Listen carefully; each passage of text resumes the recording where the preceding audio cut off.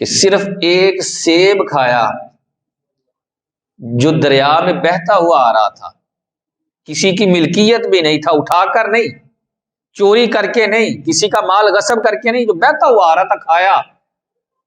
بھوک شدت کی تھی، پھر دل میں خیال آیا موسیٰ تو نے بغیر اجازت کی پتہ نہیں کس کا تھا، چلنا شروع کیا۔ جس باغ کی شاخیں دریا میں لٹک رہی تھی اس کے مالک کے پاس پہنچے، کہا حضرت آپ کا سیب کھا لیا ہے تو معافی مل سکتی ہے؟ کہا نہیں۔ وہ بھی بڑے سمجھدار تھے، سمجھ گئے جو اتنی سی بات پہ آ گیا ہے اس کے دل میں اللہ کا خوف، یہ کوئی عام بندہ نہیں ہے، کوئی اللہ والا ہے۔ کہا معافی کا کوئی، کہا ٹھیک ہے، پھر معافی ایک شرط پر ہے کہ 11 سال جو ہے وہ میرے باغ کو دیکھنا ہے، رکھوالی کرنی ہے، پانی دینا ہے، اور ایک اور شرط ہے وہ بعد میں بتاؤں گا، اگر یہ صحیح طرح پوری کر لی تو ایک سیب کے بدلے میں 11 سال خدمت۔ یہ نہیں کہا بابا جی گل کر دیو 10 روپیہ کا سیب ہے میں تھے، کہا نہیں حضرت پھر معافی مل جائے گی نا، کہا خدمت تو کرو پھر دیکھی جائے گی۔ اور ہمارے ہاں کیا ہوتا ہے، ہم کوئی چیز لینے چلے جائیں نا، جس طرح مونگ پھلی کا موسم ہے، 100 روپیے دی دہی تنالی شروع، اللہ خیر کرے، کھانا شروع کر دیا۔ فال سے لینے گئے ہیں دہی یار 200 دے نال کھانا شروع، یار میٹھے بھی نہیں کہ نہیں، یار کمال نہیں کر رہے تمہیں سمجھ نہیں ہے یہ تمہارے لیے کتنی نقصان دہ ہے، یہ دل کی دنیا کو ویران کرنے والی چیزیں ہیں۔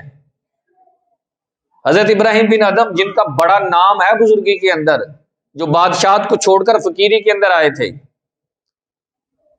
آپ فرماتے ہیں کہ ایک دن میں بیت المقدس میں لیٹا ہوا تھا، فلسطین کی وہ مسجد، اور 40 دن گزر گئے تھے، مجھے نماز پڑھنے کی لذت نہیں آ رہی تھی، بڑا پریشان کہ کیا ہو گیا ہے، سجدہ بھی کرتا ہوں، رکوع سجود سارے کچھ کرتا ہوں، میں ارکان ادا کر رہا ہوں لیکن نماز نہیں پڑھ رہا۔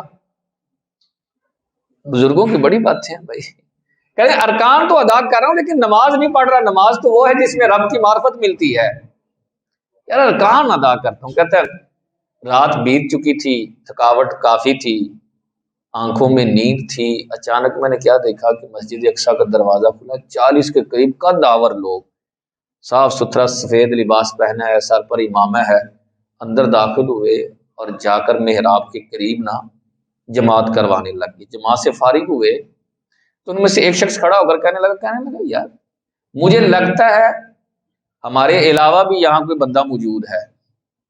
کہنے لگا جی ہاں جی، وہ پلر کے پیچھے ابراہیم بن ادم لیٹا ہوا ہے، اور یہ ایسا آدمی ہے 40 دن ہو گئے ہیں اسے نماز میں لذت نہیں آ رہی۔ حضرت ابراہیم بن ادم کہتے آ تو نیند رہی تھی، لیکن جب اس نے یہ کہا نا 40 دن ہو گیا نیند نہیں لذت نہیں آ رہی، کہتے میری آنکھیں کھل گئیں، میں بھاگ کھڑا ہوا، میرے دل کے اندر خیال آیا یار جس کو یہ پتا ہے نا 40 دن سے نماز میں لذت نہیں آ رہی، اس کو یہ بھی پتا ہوگا کیوں نہیں آ رہی۔ کہتے میں جا کے کھڑا ہو گیا، ہاتھ باندھ لیے، آنکھوں میں آنسو ہیں، روتا جا رہا ہوں، مجھے بتائیں نا کہ 40 دن سے سرور نہیں آیا نماز میں، وجہ کیا ہے مجھے بتا دیں۔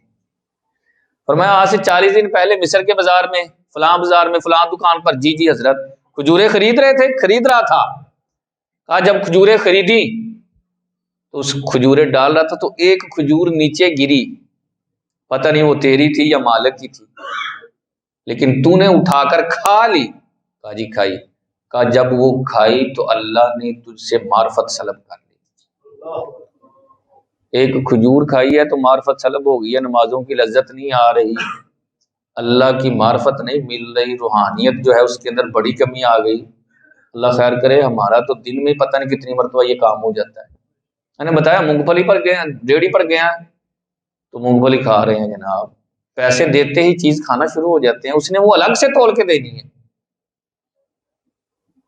فرمایا حضرت اس کا حل کیا ہے بتائیں؟ کہا دوبارہ اسی بازار میں جاؤ، دوبارہ اسی دکاندار کے پاس اور جا کر معافی مانگو۔ آپ فرماتے میں دوبارہ گیا، جا کر مصر کے بازار میں اسی دکان پر پہنچا، معافی مانگی، معافی مانگ کر ابھی نماز کے لیے ادھر کھڑا ہوا، اللہ نے دوبارہ مجھے نماز کی لذت عطا فرما دی۔